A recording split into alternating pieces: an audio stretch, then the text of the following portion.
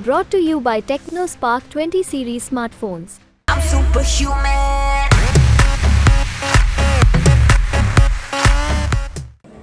जो कहते थे कि हम 400 पार हैं, आज वास्तविकता ये है कि दक्षिण भारत में भारतीय जनता पार्टी साफ है, उत्तर भारत में हाफ है।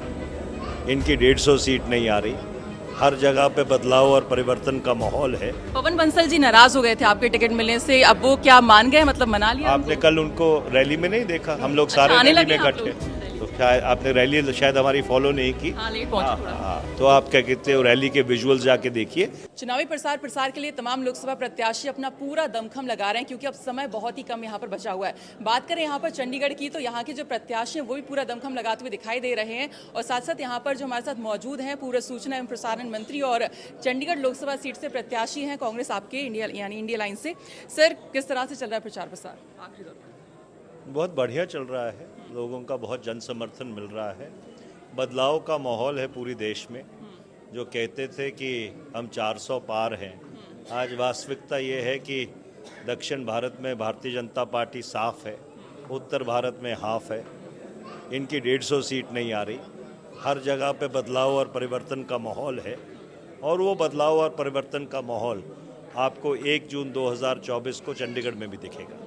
दूसरा, आपको इस सीट से टिकट मिला है, तो इससे आप कैसे देखते हैं? आपके पिताजी भी इसी धरती पर शहीद हुए, तो मतलब कैसे कनेक्शन यहाँ से? हमारी मैं यहाँ पे पैदा हुआ चंडीगढ़ में, स्कूल कॉलेज विश्वविद्यालय मैंने यहाँ पे किया।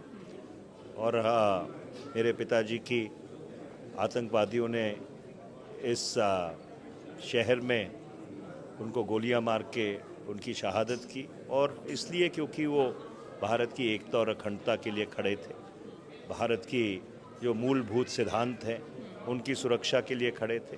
और मेरा एक भावनात्मक लगाव है इस शहर के साथ, और आज मुझे इस बात की खुशी है कि मुझे इस शहर की सेवा करने का मौका मिल रहा है। आपका एक भाषण सुन रही थी जिसमें आप कह रहे थे कि जो आपके ओपोनेंट है यहाँ पे संजय टंडन, तो आपने जो 20,000 रुपये जिनकी मतलब आय है उससे कम वालों के लिए 300 यूनिट बिजली फ्री करने की आपने बात कही है, तो कह रहे हैं आपका मानसिक संतुलन खराब हो गया है, तो भाई इस पे क्या कहेंगे उनके लिए? कुछ नहीं, जब भी हम गरीब आदमी की बात करते हैं तो ये जितने अमीरजादे हैं जो सत्ता के नशे में बिल्कुल लोगों को भूल जाते हैं, उनको शायद ये बात चुभती है, क्योंकि ये सिर्फ अमीरों के लिए काम करते हैं, पूंजीपतियों के लिए काम करते हैं, धन पशुओं के लिए काम करते हैं। जब कोई व्यक्ति गरीब आदमी की बात करता है जिसको ज़रूरत है, तो ये कहते हैं कि मानसिक संतुलन खो गया। मैं इनसे पूछना चाहता हूँ कि इनकी जेब से तो नहीं पैसा जाएगा, केंद्र सरकार से पैसा आएगा। पंजाब में भी तो 300 यूनिट बिजली फ्री दी जा रही है, तो इसलिए थोड़ा धैर्य रखें और इस मुल्क में, चंडीगढ़ में जो मेहनतकश लोग हैं उनके बारे में भी सोचें, सिर्फ पूंजीपतियों और धनपशुओं के बारे में मत सोचें। और एक और सवाल यहाँ पर, एक बार जो है शुरुआत से हम बात करें सीट की, तो पहले जो है 2 बार कांग्रेस यहाँ से जीती है, फिर 2 बार यहाँ पर बीजेपी जीती, अब आप आते हैं, तो किस तरह से आप सोचते हैं कि 20 सालों में क्या कुछ ऐसे काम है जो आपको लगता है कि हुए नहीं है, जो आप करना चाहेंगे? पिछले 10 वर्ष में तो चंडीगढ़ में भाजपा ने कुछ भी नहीं किया, नील बटा सन्नाटा, ज़ीरो। देखिए, जो कॉलोनीज़ हैं उनको मालिकाना हक नहीं दिया, जो गांव हैं उनके लाल डोरा का काम नहीं किया, लाल डोरा एक्सटेंड करना था। शहर में जो चंडीगढ़ हाउसिंग बोर्ड के 62,000 मकान हैं उनकी नीड बेस्ड चेंजेस का मामला लंबित है, और जो share wise sale of property है उसके ऊपर इनको कानून लाना चाहिए था पार्लियामेंट में।